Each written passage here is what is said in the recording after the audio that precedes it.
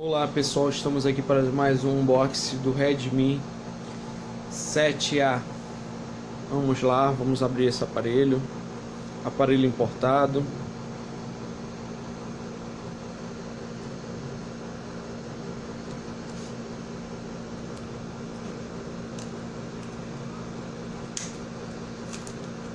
Aparelho esse que é 32 GB de memória interna, 2 GB de memória RAM. Vamos mostrar aqui, ó,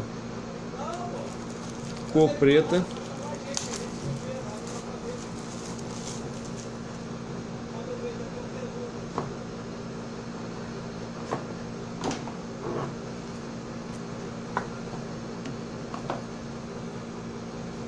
Aqui tem um aparelho, pra vocês verem. Vamos ver o que vem aqui.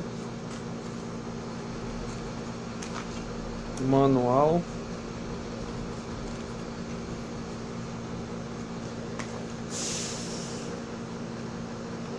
Vamos ver o que vem aqui. Ó, carregador.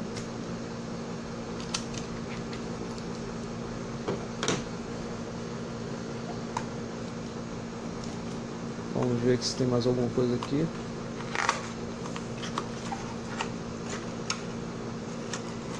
Nada. Outra coisa que eu esqueci de mostrar, sinalizar para vocês, a chavinha. Não vem fone de ouvido.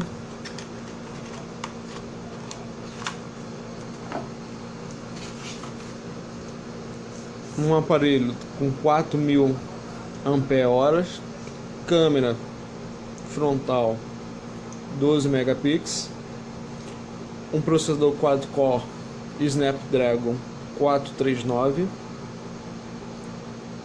tela de 5.45. Esse aqui é o Redmi 7A, um celular básico, bastante básico, mas muito funcional. Vou mostrar aqui para vocês também, ó,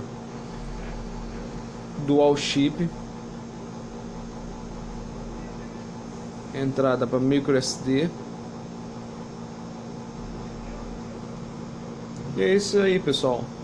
Redmi 7A, celular bonito, básico, conhecido mais por bom, bonito e barato.